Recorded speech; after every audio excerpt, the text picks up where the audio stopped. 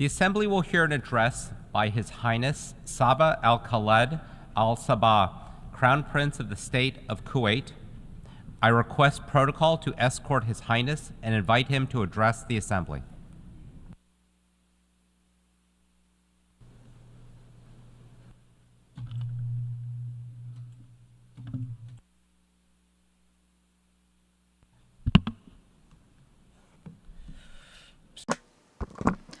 In the name of God, the Merciful, the Compassionate, Your Excellency, President of the General Assembly of the United Nations, Your Excellency, Secretary General of the United Nations, Your Highnesses, Your Excellencies, Heads of Delegations, ladies and gentlemen, may the peace, mercy, and blessings of God be upon you. Allow me to convey to you the greetings of His Royal Highness, the Emir of the State of Kuwait, Sheikh Mishael Al-Ahmed Al-Jaber Al-Sabah. May God protect him. His Royal Highness wish you all success during the 79th session of the General Assembly of the United Nations. Mr. President, I congratulate you and your brotherly country on assuming the presidency of the 79th session of the General Assembly. We are confident that your vast experience in international affairs will allow you to lead the deliberations of the General Assembly with acumen.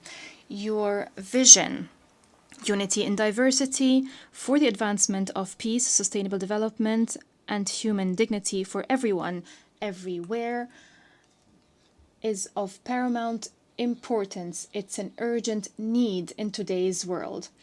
I would also like to commend the efforts by your predecessor, Mr. Dennis Francis, during his presidency of the past session. I highly value the wise leadership and constructive efforts by the Secretary General of this august organization, especially in light of accelerating global challenges. His efforts have been guided by fulfilling the noble mission of the United Nations.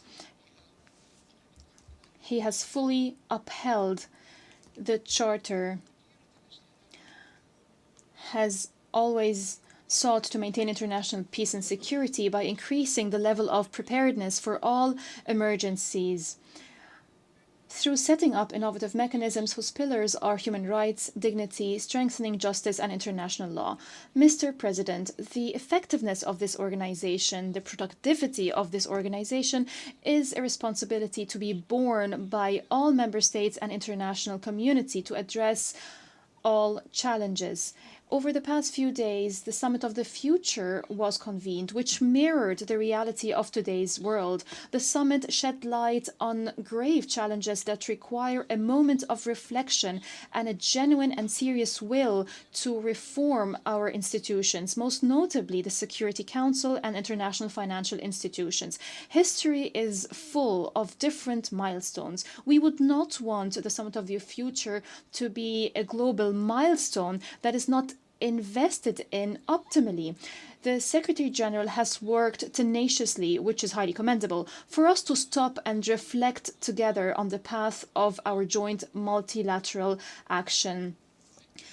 He has been committed to bringing together the leaders of the member states to stress that the threats are confronting all of us. No country is immune to the repercussions of these threats. There is no way forward other than cooperation towards our joint objectives. Mr. President, we cannot be speaking about renewing international solidarity unless there is a genuine international political will for reform, especially reforming the Security Council and improving the mechanisms of international action so that we're able to keep abreast of global developments and repel any threats to the security and stability of our world.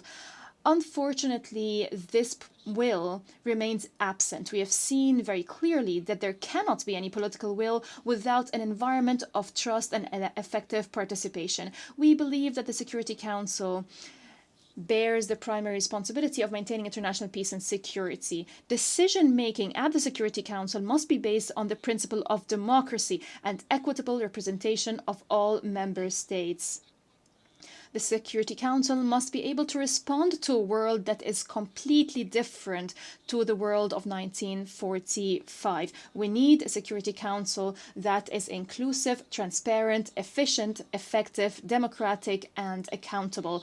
Mr. President, technological innovations, AI, and social media are increasingly being used for incitement, terrorist recruitment, spreading hate speech, and mis- and disinformation. This adversely affects cyber security. We must give due attention to this issue.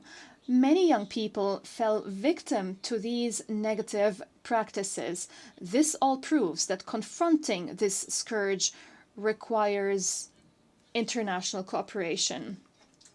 To fulfill the aspirations and hopes of our peoples, to secure a brighter future, we need accountability. It is not reasonable to look forward to such a bright future when those who violate the Charter of the United Nations and the principles of international law and international humanitarian law are not held accountable. There will be no justice or equality as long as double standards are applied. There will not be any bright future unless everyone is fully committed to the principles and values of the Charter of the United Nations and international law. Mr. President, this year we're celebrating the 43rd anniversary of the establishment of the Cooperation Council for the Arab States of the Gulf. Throughout its blessed journey over the past 4 decades, it has proven that it is a pillar for stability and prosperity in our region. In this context, I would like to express our deepest appreciation to the brotherly state of Qatar for its efforts as current chair of the GCC. Its efforts enhances the work of the GCC at bilateral and multilateral levels. In December, the State of Kuwait will assume the chairmanship of the GCC. We reiterate our firm commitment to continue this blessed journey and to enhance strategic partnerships with regional and international organizations. We're committed to achieving the noble goals that we all aspire to. The GCC has always been and will remain, God willing, a voice of wisdom, moderation, and a beacon for constructive dialogue in a region fraught with challenges, in a region where change is fast. The State of Kuwait looks forward to the regional and international events that the GCC is going to host. In this context, we congratulate once again our brethren in the Kingdom of Saudi Arabia on being selected to host Expo 2030 and the FIFA World Cup 2034. The State of Kuwait will spare no effort to contribute to the success of these events in the Kingdom of Saudi Arabia. Mr. President, the State of Kuwait believes in the principle of good neighborliness. For around 2 decades, we have been committed to helping the brotherly Republic of Iraq through continuous target-oriented measures to help Iraq return to its rightful place regionally and internationally, and to help it fulfill the hopes and aspirations of its people. We call upon the brotherly Republic of Iraq to take tangible, resolute, and urgent action to settle all outstanding files between the two countries, most notably the demarcation of the maritime border beyond marker 162. We also call for settling the file of Kuwaiti prisoners, missing persons, and Kuwaiti property, including the National Archives, with the UN and specifically the Security Council following the progress in this file. We call upon our brethren in Iraq to respect bilateral security and technical agreements on the maritime corridor in Khor Abdullah. These agreements ensure environmental preservation, regulate navigation, and contribute to combating terrorism and the illicit trafficking in arms, drugs, and persons. Continuous dialogue is important to lay the foundation for promising relations and a bright future based on understanding and mutual respect between the two brotherly nations. Mr. President. The whole world is witnessing practices that are not acceptable to any religion, law, or human nature. The whole world has been witnessing a dangerous escalation of military operations by the Israeli occupation forces against our Palestinian brethren in the Gaza Strip and the rest of the occupied Palestinian territories, including Jerusalem and the West Bank. Our Palestinian brethren are subjected to collective punishment. Continuous airstrikes are targeting defenseless civilians. They claim the lives of tens of thousands of innocent children, men and women, more than 41,000 martyrs. The occupying forces persist in targeting the facilities of international organizations and critical infrastructure. They are persisting in forcibly displacing the residents of Gaza. Peace in our region will not be achieved unless an independent state of Palestine is established with East Jerusalem as its capital along the lines of the 4th of June 1967, according to international resolutions and the Arab Peace Initiative. The state of Kuwait welcomes the recognition of the State of Israel by a number of countries over the past few months. We call upon other countries to follow suit and take similar steps. This state of Kuwait will remain supportive of Palestinians' rights and the Palestinian people. We were proud to have provided oral and written submissions to the ICJ on the legal consequences arising from violations by the occupying power in the occupied Palestinian territories. With the Hashemite Kingdom of Jordan and the Republic of Slovenia and 120 other UN member states, we were proud to sign the shared commitments document to support UNRWA. What has befallen UNRWA is only proof that the other side does not have any serious desire to achieve genuine peace. The brotherly Sudan is witnessing unfortunate events as a result of armed clashes. This is cause for concern. We call for immediate cessation of fighting. We call for resorting to dialogue and returning to the peaceful political track to maintain the security of the Sudan, its stability and territorial integrity. We support all ongoing regional and international initiatives to reach a political solution that ends this crisis, a political solution that provides the necessary protection to civilians and to facilitate the delivery of humanitarian aid. It is important to respect the sovereignty of the Sudan and the territorial integrity of the Sudan. Regarding the situation in the brotherly country of Yemen, the state of Kuwait renews its support to UN efforts through its special envoy. Efforts that are focused on resuming the political process and reaching a comprehensive settlement according to the 3 agreed upon terms of reference to maintain the peace and security and territorial integrity of Yemen. We commend the efforts made by the Kingdom of Saudi Arabia and the Sultanate of Oman to revive the political process to reach a comprehensive and lasting solution in Yemen. We express our concern over the developments in the Red Sea. It is important to ensure the safety of maritime navigation according to international law and according to the UN Convention on the Law of the Sea of 1982. Regarding the situation in Syria, the state of Kuwait believes it's necessary to intensify efforts to reach a political solution that is Syrian-led and Syrian-owned, in line with relevant Security Council resolutions, most notably Resolution 2254.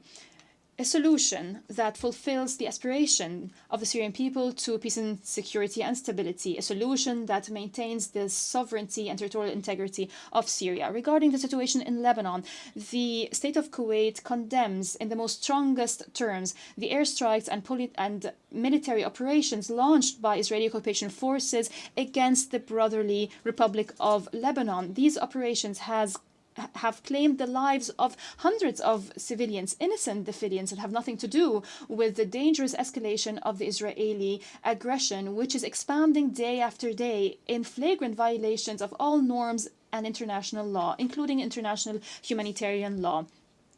We have always warned of this aggression and its repercussions on the countries of the region and on neighboring countries. We also condemn violations by the occupation forces of Lebanese sovereignty and any attempts to drag Lebanon into the ongoing conflict in the region. Israeli occupation forces is disregarding international calls and Security Council resolution. We call for full implementation of Security Council Resolution 1701.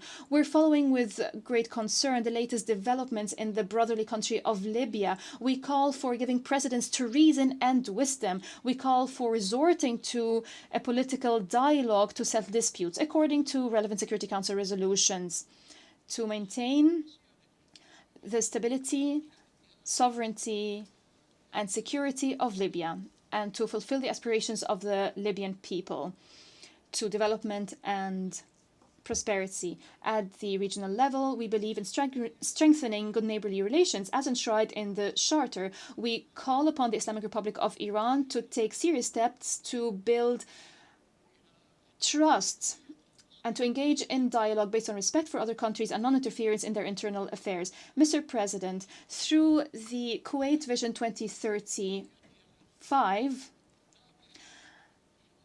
we focus on responding to international financial and economic indicators to predict opportunities and to turn the state of Kuwait into a financial, commercial, and cultural center that is responding to regional and international developments. Foreign policy plays an important role in this expanded development process. Our diplomacy relies on digitalization to move from traditional frameworks so that diplomacy responds continuously to evolving developments on the global landscape.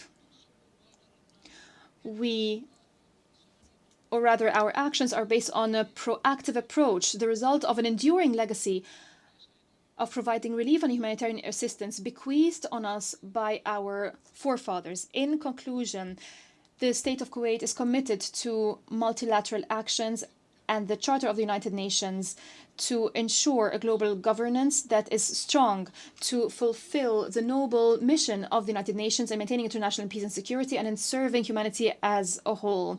The State of Kuwait looks forward to cooperating with brotherly and friendly countries to fulfill the aspirations of all peoples so that they live in a prosperous world where peace and security prevail. May the peace, mercy, and blessings of God be upon you.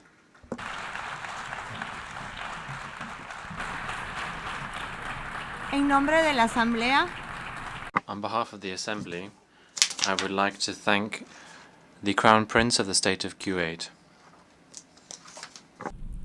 a continuación,